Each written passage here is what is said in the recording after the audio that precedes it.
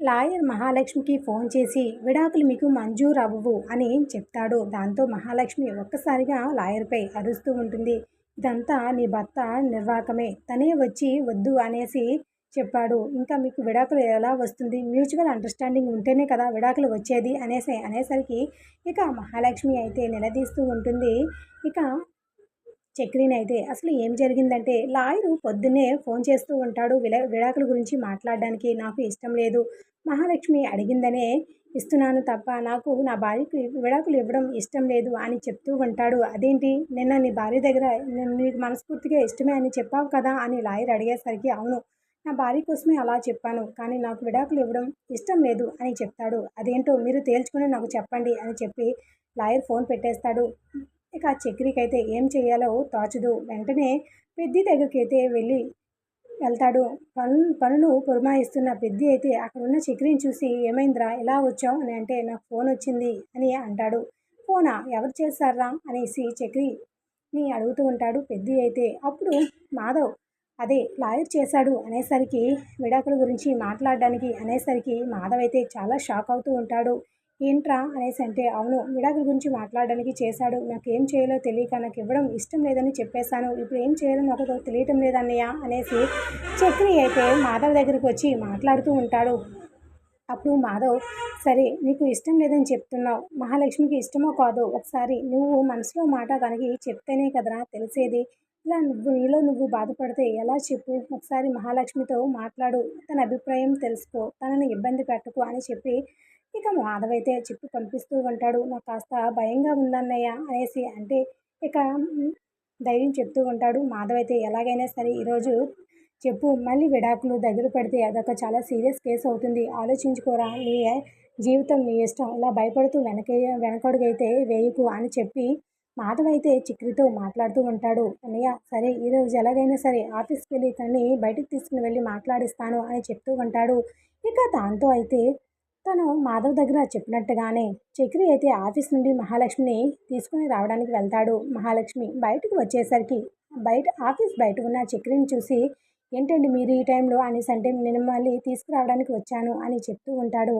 ఏమైనా మాట్లాడాలా అంటే అవునండి, ఒక ముఖ్యమైన విషయం మాట్లాడాలి మీతో పర్సనల్గా అనేసరికి సరే చెప్పండి అని చుట్టూ చూస్తూ మాట్లాడుతూ ఉంటుంది. ఇక్కడ కాదండి అనేసి చక్రి అంటే ఏంటి అంత సీరియస్ మ్యాటరా అనేసి మహాలక్ష్మి అంటుంది. అవును, చాలా సీరియస్ మ్యాటర్, మీతో నేను మాట్లాడాలి అని అనేసరికి సరే పదండి అనేసి ఇద్దరు కూడా అలా నడుచుకుంటూ పార్కుకి అయితే వెళ్తూ ఉంటారు. అక్కడ శనక్కాయలు అయితే చక్రి మహాలక్ష్మికి కొనిస్తూ ఉంటాడు.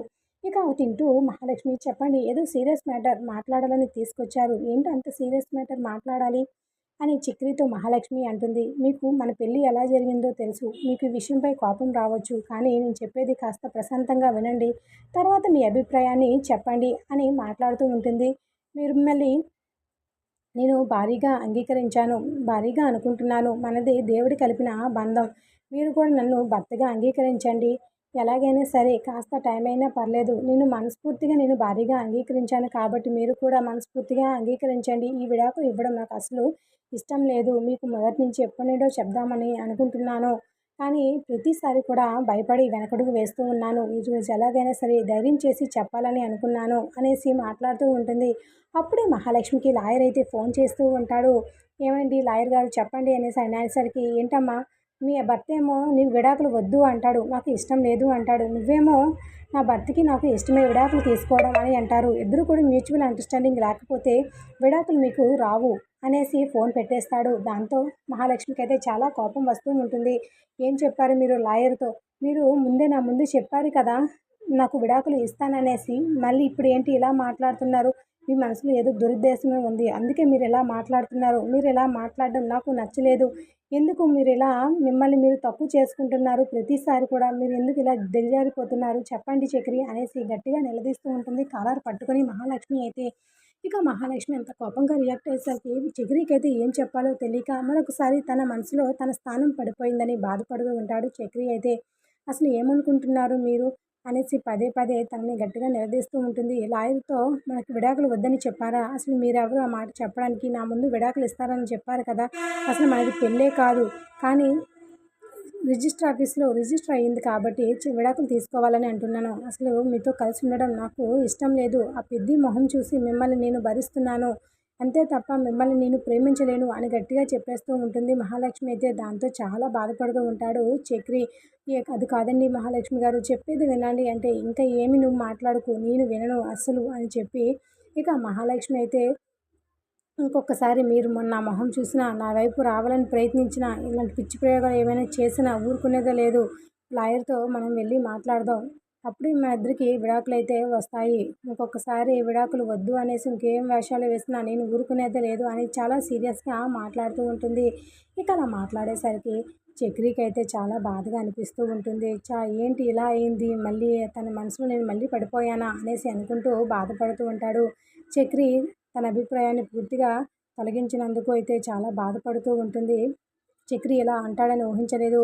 ఇక వెంటనే మహాలక్ష్మి అయితే అక్కడి నుండి చాలా కోపంగా వెళ్ళిపోతూ ఉంటుంది. ఆగండి, నేను ఇంటికే కదా, వెళ్దాం పదండి అనేసి అన్నా కూడా చక్రి మాట వినదు. మహాలక్ష్మి అయితే చాలా కోపంగా వచ్చిన ఆటోలో తనైతే ఇంటికి వెళ్తూ ఉంటుంది. ఇంటికి వెళ్ళిన వెంటనే తన గదిలోకి వెళ్ళి డోర్ లాక్ చేసుకుంటూ ఉంటుంది. అదంతా చూస్తున్న మాధవ్ అయితే ఏమైందిరా అనేసి చక్రిని నిలదీస్తూ ఉంటాడు. దాంతో జరిగిందంతా చక్రి చెప్పేస్తూ ఉంటే, ఎంత పని అయిందిరా, ఇప్పుడు ఏం చేద్దాం అనుకుంటున్నావు అని అంటే, ఏమో అన్నయ్య నాకేమీ అర్థం కావటం లేదు.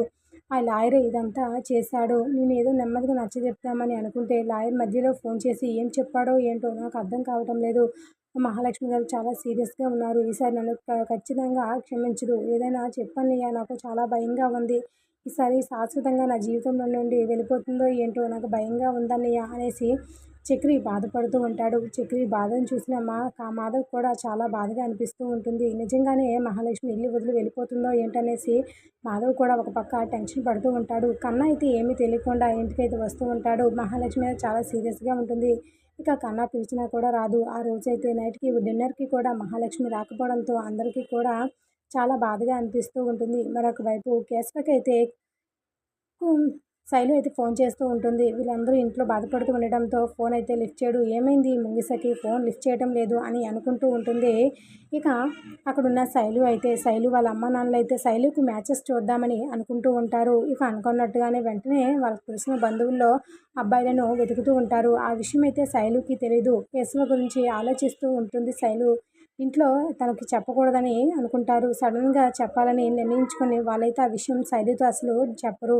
దాంతో ఏమీ తెలియని శైలు కేశవ్‌కి ఫోన్ చేసి తను లిఫ్ట్ చేయకపోవడంతో ఇక వెంటనే ఇక తనైతే గుడ్ నైట్ మెసేజ్ పంపించేసి ఇక కోపంగా ఉన్నట్టు ఎమోజీ ఒకటి పెట్టి ఫోన్ పెట్టేస్తూ ఉంటుంది. మరొక పక్క అయితే ఇక రాత్రంతా మహాలక్ష్మి చక్రి గురించి ఆలోచిస్తూ ఉంటుంది. ఇక చక్రి ఎందుకు ఇలా చేస్తున్నాడు, భార్య అంటున్నాడు ఏంటి, అసలు ఏమీ నాకు అర్థం కావటం లేదు. ఇప్పుడు నేను ఏం నిర్ణయం తీసుకోవాలి అనేసి ఆలోచిస్తూ ఉంటుంది.